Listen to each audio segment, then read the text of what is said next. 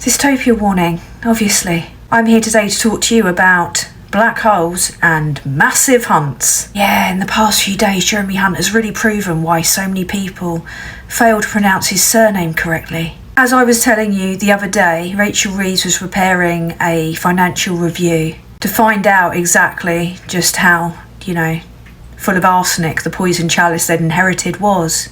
Turns out it's worse than anyone could possibly imagine. What a surprise.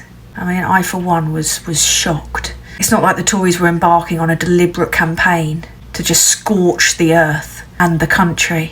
Party of fiscal responsibility, party of fiscal criminality. Now, the report was so bad that a number of people were calling for a public inquiry into the Conservatives over their negligent mishandling of public money. The last thing we need is another public inquiry that we all pay for, at the end of which they can just go, oh, okay, then I guess we'll learn our lesson. It should be a criminal inquiry. So the report found a £22 billion black hole in public finances, and that they'd spent or overspent their entire budget for the year in 3 months. Now that Hunt is claiming that Labour knew all about this prior, which is a barefaced lie. The OBR itself has confirmed that they only knew about the huge overspend of Hunt's spring budget when they met the Treasury a week ago. So the Conservative Party deliberately covered up a £22 billion black hole in the public finances. Remember when I said the financial statement that Rachel Reeves was going to get back was just going to be a spreadsheet with the word fuck repeatedly written on it? Well, it turns out I was quite astute, really. Now, Rachel Reeves stood up in the House of Commons and delivered this quite angrily. Yeah, and do you want to know what Hunt's response was? Well, you actually knew just how badly we'd fucked the country dry prior to the election, so, I guess it's all your fault, love. I'm paraphrasing, but that was the gist. Now, this is what Paul Johnson from the IFS said in relation to the huge overspend on asylum this year alone, 6.4 billion, including 700 million wasted on a failed Rwanda scheme, when only like 4 people went, and that was voluntarily because it was massively illegal. So that's £700 million alone on rhetoric to appease the far right. Darren Jones has also accused the Tories of spending hundreds of millions of pounds of our money filming content for social media channels. I've got like 700,000 followers from filming videos on my windowsill. And it shows. It doesn't cost me anything to make videos. Well, nothing monetarily. Mentally, dealing with the shithousery of those danger clowns for the last 4 years has taken its toll. Now, Labour have offered junior doctors a 22% pay rise in order to end strike action, which obviously loads of the right-wing press are pissing their pants about. The same right-wing press that have defended one of the most corrupt and negligent governments that we've ever known for 14 years. They say the money wasn't there, but they managed to conjure up money for a national insurance reduction, which was the epitome of financial recklessness, which nobody even asked for, which they also couldn't fund. Now, if you look at the total cost of strike action since December 2022, the cost to taxpayers, not just the economic cost, but the cost to patients, missed appointments, delayed diagnoses, it's thought to be over £3 billion. More than just paying the doctors what they want. And what would paying the doctors what they want result in? Worker retention. It will stop them from going overseas where everything is better. And we might be able to bring down the 8 million strong waiting list. Yeah, people just languishing, waiting for treatment that never comes, whilst they get sicker or die. Labour resolved in 3 weeks something that has taken this government 18 months of sitting on. Doing this shows those workers that they are valued and mitigate any further strike action and delays to treatment. Everybody knew that Labour was going to inherit a poison chalice. I didn't pull my punches on this prior to the general election either. Didn't immediately say it'd be unicorns and rainbows or that everything would be magically fixed overnight, because I saw firsthand them hemorrhaging money. I saw those two laughing boys destroying our public services whilst giving tax breaks to the rich, which were entirely unbudgeted for and unaffordable. Now, the choices that Labour have to make to mitigate this probably aren't choices they necessarily want to make. They're certainly not choices that I'd want them to make. But mitigating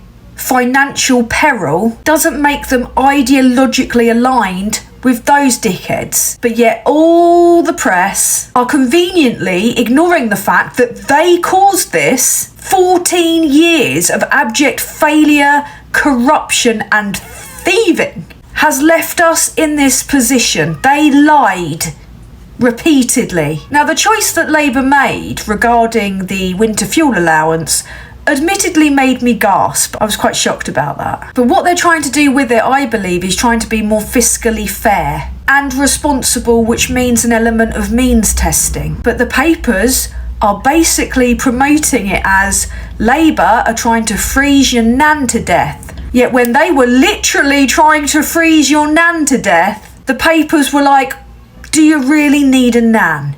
I think there needs to be a closer look at the means testing, obviously. Like, millionaires shouldn't even have access to this money. I get the point of universal support, but when a millionaire jokes about it being a bit of extra money for a ski holiday, they probably shouldn't be receiving it. But then there is also a concern about the cut-off point and some people that are just about managing, not quite getting by with the pension credit. So this needs to be looked at carefully. Now, there's some other infrastructure stuff that they've had to put on pause, like the fantasy of Johnson's 40 new hospitals, which he plucked out of his arse whilst addled on gin, presumably, because it was never about building new hospitals, it was about making modifications to existing hospitals, many of which, on their watch, are falling down with wrack. Our prison systems, fucking nightmare. We had road building projects with no budget. Every public service is in ruins. Most councils are facing bankruptcy, even their ones. As Polly Toynbee said, this is deliberate sabotage.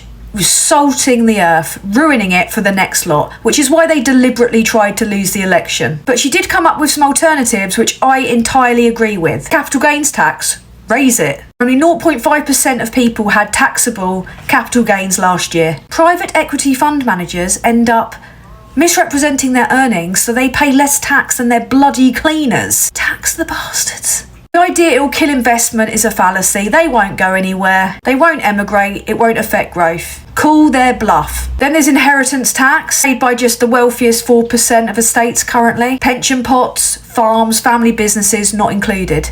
Tax them. And also when it comes to NI, apply NI to all income and not just pay. The self-employed are currently exempt, mostly city lawyers and private medical professionals. Tax them! I'm self-employed, I pay more on my meagre income. In fact, as a country, many of us agree with this. A British social attitude survey found 52% of us favour higher taxes. 64% said they'd be more likely to vote for a party committed to taxing the richest to invest in the NHS and public services. We don't mind paying more if it's going where they say it's going to go. The issue is that for 14 years, our tax money has been spaffed up the back of hookers, hasn't it? And also the right-wing media, playing to the tune of the Conservative Party. To the point that even Labour trust the spin more than they trust the stats, which is precisely why they need to take bold action when it comes to press reform. Not a priority, my arse. The reality is, as Britons nowadays, we want to tax the rich until the pips squeak. Because we're, funnily enough, sick of toffs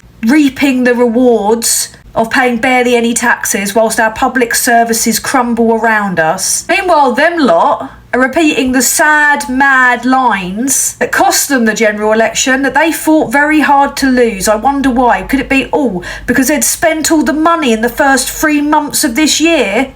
Maybe. Now, whilst I don't think that the rebels handled the 2-child cap limit in a very good way via protest, I agree with the sentiments of what they wanted.